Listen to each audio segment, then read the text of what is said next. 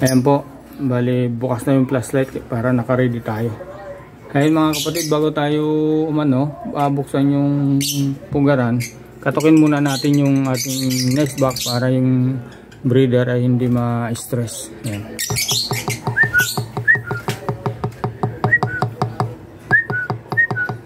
Ay lumabas, buksan na natin.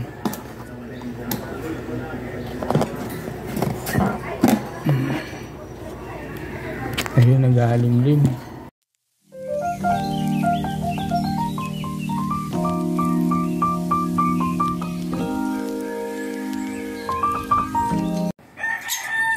Ayun, kumusta po kayo mga kapatid? Welcome po sa Kuya Jones TV. For today's video po natin mga kapatid, paano ba natin malaman kung ang alaga po nating ibon ay nangitlog na o napisa na yung itlog. Kasi mga kapatid, mayroon po tayong time na busy po tayo sa ating trabaho. Ngayon mga kapatid, magtataka po tayo ba't mayroon na pong sisiw yung mga alaga nating ibon. Ngayon mga kapatid, yung naandito po, may itlog na po ito ng bali 2 itlog. I-transfer ko doon mga kapatid sa number 1 na nest box na yan. Ang naandyan po mga ibon na Lutino Opalina yun, saka Green Fisher na split opa. Green Fisher, split opa, split ino, kak. Yan po. Ngayon may nung unang silip ko dyan mga kapatid, kasi isang beses ko lang sinilip yan, may 3 itlog po yan. Ngayon mga kapatid, tinignan ko kung fertile ba o infertile. Ngayon mga kapatid, yung itlog nitong 3, bali isa lang po yung yung fertile. Yung 2 tinanggal ko, tapos yung itlog nito na 2 nilagay ko doon. Kaya pag kung sakaling mapisa man yung mga kapatid, puro visual po yun mga red eye.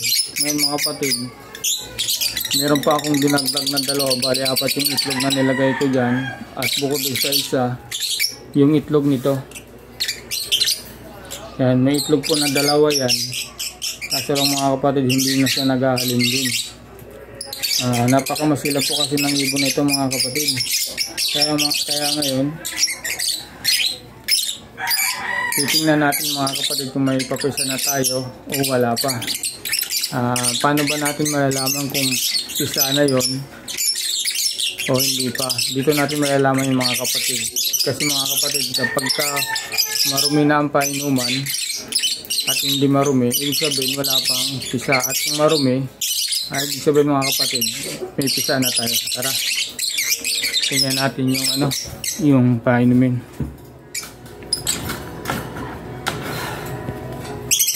Silipin natin.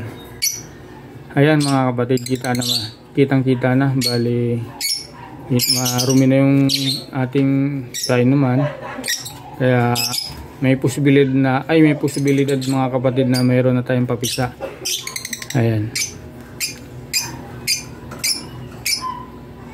Sa mga bago lang mga bagong o mga newbie katulad ko mga kapatid, diyan po natin malalaman kung pisa na po yung ating ibon, ang mga painakay.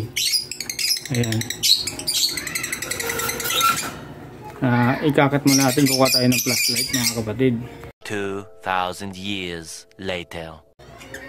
Ayan po, bali bukas na yung flashlight para naka-ready tayo. Ayun mga kapatid, bago tayo buksan yung pugaran, katukin muna natin yung ating nest box para yung breeder ay hindi ma-stress. Ayan.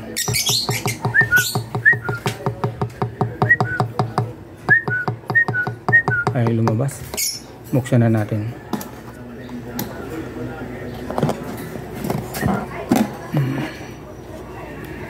Ayun, naghahalimlim. Ayan mga kapatid, meron na tayong isa. Malaki na pala to. Malaki na mga kapatid.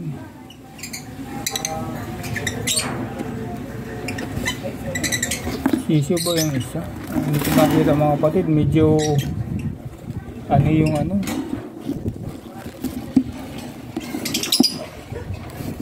kunin natin yung flashlight pala.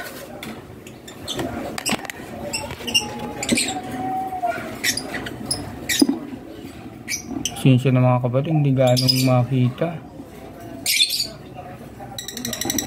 Pero pisa na yung isa natin. Hindi lang natin alam kung red eye ba o normal lang. Kasi yung apat na itlog yan mga kapatid, puro visual po yan. Kaya pag napisa po yun, puro red eye. Check natin ng maayos mga kapatid.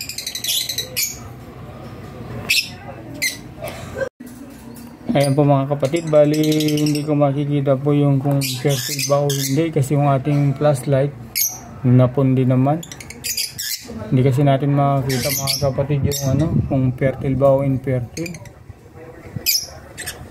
Pero malaki na pala mga kapatid yung yung ating tawag nito, papisa. Pero tingin ko mga kapatid, hindi siya red eye. Ayan kitang kita sa mata. Pero i-update ko kayo mga kapatid dito sa apat na itlog kung mapipisa pa yan. Sayang naman kung hindi mapisa. Ayun. Yung napisa niya mga kapatid, anak ko yan nung lutino na yan, dalawa na yan. Ngayon mga kapatid, bago mo tayo magtapos, humihingi po ako sa inyo ng support po, like and share, subscribe po, at sa mga gustong sumali po sa ating mga parapol na DA viewing na Opapel Faded, subscribe na po kayo mga kapatid. Malapit na po yung ating para may natin, may raffle na. Ayan. Bali dito ko mga kapatid nilipat to. Yung huling vlog po kasi natin mga kapatid andun sa mixing nest box, kaya dito natin ilalagay sa sa mixing nest box, dun sa mixing case para hindi sila magbulabog. Sayang ng mga kapatid kasi maganda project natin dito, Parblo Opapel Faded Sure Split PF. Ayan.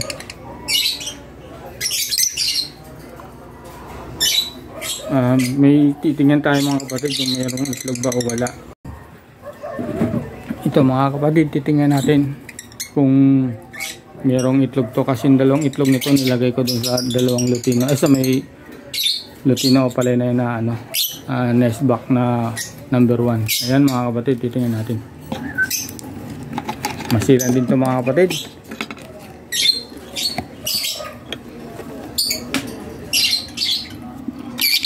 Ayan, walang itlog to mga kapatid. Iko-condition ulit natin. Ayan.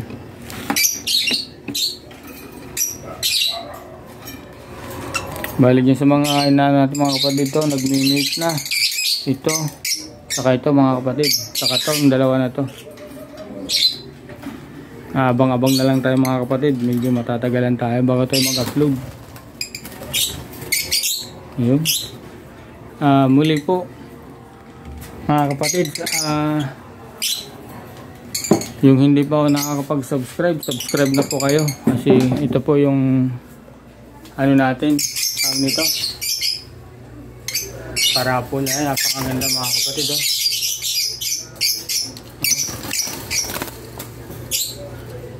ulitin ko mga kapatid, isa po siyang double dark factor.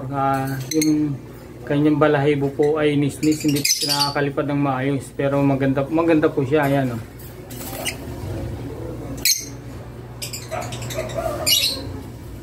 ayan. Antayin naman po yung isang Ewing din, napakalinis ng ulo.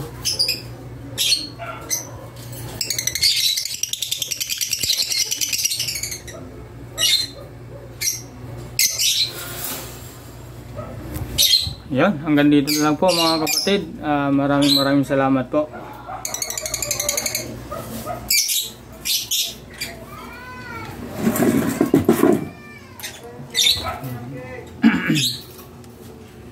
Ayan po yung blue faded natin, saka isang Yun yun, nakahapon yung tinabihan ng blue faded, isang green. Opa pale faded. Ayan, napakaganda niya mga kapatid. Red eye. Kala mo Lutino lang. Pero titingnan mo siya ng mabuti. Pero faded siya mga kapatid. Ayan no. Yung kanyang flight feeder, white gray. Ayan. Ayan mga kapatid. Ayan. Ayan. Gugulangin natin mga kapatid at ating i-break. Sana po masuportahan niyo itong video na to at marami po tayong may na mga faded. Tuloy-tuloy lang po parapol. Ayan mga kapatid, pulang-pula buntot. Ayan yan. Ayan, hanggang dito na lang po mga kapatid. Maraming salamat.